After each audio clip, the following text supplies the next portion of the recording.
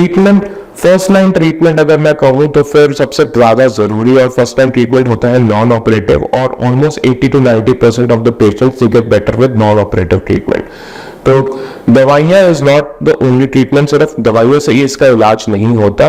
Most important जो treatment का part है वो है फिजियोथेरेपी या एक्सरसाइजेस। तो इसमें जनरली एक्सरसाइजेस होती हैं जिसमें कि काफ स्ट्रेचिंग होती है, फिर एक्ली स्ट्रेंथनिंग होती है जो कि कंसेंट्रिक होता है, और एक्सेंट्रिक एक्ली स्ट्रेंथनिंग होती है।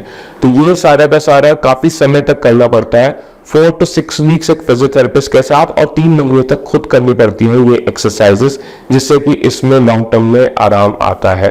और मोस्ट इंपॉर्टेंट पेशेंट को समझना ये जरूरी है कि इसका ट्रीटमेंट लंबा चलता है और कम से कम 2 से 3 महीने लगते हैं before you get relieved completely off this problem.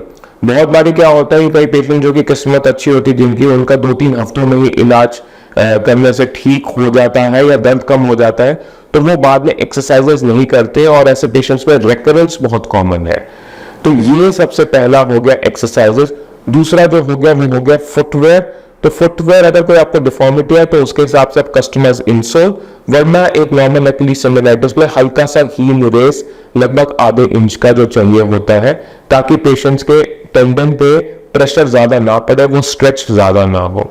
इस एरिया की आइसिंग वगैरह भी बहुत ज्यादा इफेक्टिव होती है पेन रिलीफ करने में। और उसके अलावा मेडिसिन जैसे कि पेन किलर्स हो गए जब आपको इन्फ्लेमेशन ज्यादा है उस समय, और कुछ सप्लीमेंट जैसे विटामिन डी या कोलाजन के supplements just for the healing of the tendon. ये सब करने से most of the patients get better. अगर कोई पेशेंट बेटर नहीं होता तो हमारे को कुछ स्पेशलाइज्ड फिजियोथेरेपी मोडालिटीज होती हैं, जैसे कि एक्स्ट्रा कॉर्पोरियल शॉकवेव थेरेपी एक है जो कि काफी इफेक्टिव है एक्ली सेमिनाइटिस में। तो ये रेकमेंड करते हैं हम जिन पेशेंट्स में सिर्फ फिजियोथेरेपी से आराम नहीं आ रहा। तो देखा जाए तो 90% of the patients will get better with this treatment, but unfortunately there will be still 10% of the patients जो कि इससे इंप्रूव नहीं हो रहे। तो उन 10% पेशेंट्स में हमारे को फिर सर्जिकल इवैल्यूएशन या सर्जरी के बारे में सोचना पड़ता है।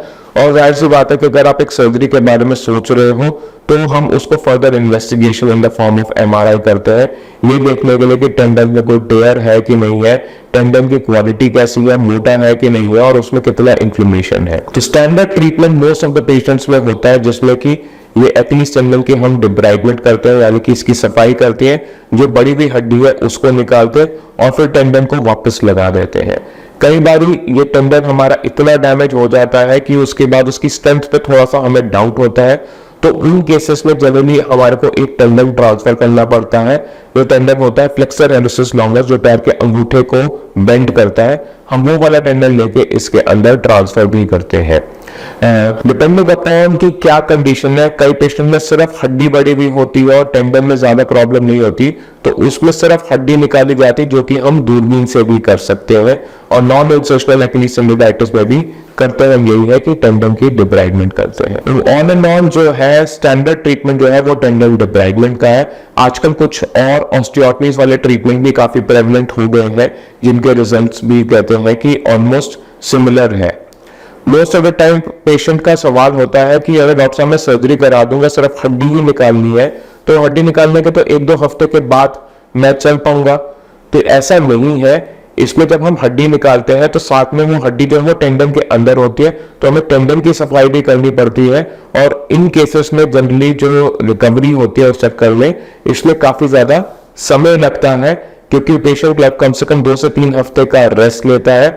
उसके बाद डिपेंडिंग अपॉन द रिकवरी हमारी कैसी है, हम लोग क्या इम्प्लांट यूज कर रहे हैं, कितना टेंडन डैमेज है, उसके बाद हम पेशेंट को चलाना शुरू करते हैं एक बूट के साथ। वो बूट के साथ चलता है कम से कम 6 से 8 हफ्ते, और उसके बाद बूट हटा के पेशेंट एक नॉर्मल चलना शुरू करता है। टोटल रिकवरी इन केसेस में जनरली 3 से 6 महीने तक लग सकते हैं। तो एक्ली सेमिनाइटिस जो है वो है बहुत ही कॉमन कंडीशन। मोस्टली इलाज इसमें फिजियोथेरेपी और शॉकवेव थेरेपी और दवाइयों से हो जाता है, और सर्जरी सिर्फ 10% लोगों में चाहिए होती है। बट अगर हम सर्जरी की बात करें तो जो क्लासिकल ट्रीटमेंट ऑप्शंस है उसका रिकवरी पीरियड जो है थोड़ा वो लंबा है, 3 महीने से ज्यादा रिकवर हो जाता है। तो अगर आप एक्ली सेंडेनाइटिस के लिए सर्जरी कराने का सोच रहे हैं तो प्रोलॉन्ग्ड रिहैबिलिटेशन और प्रोलॉन्ग्ड रिकवरी के बारे में तैयार रहिए। और अगर आपने सर्जरी कराई है तो लॉन्ग रन में इसके रिजल्ट्स अच्छे हुए हैं। तो सर्जरी तभी कराइए अगर आपको पेन बहुत ज्यादा है। Thank you very much.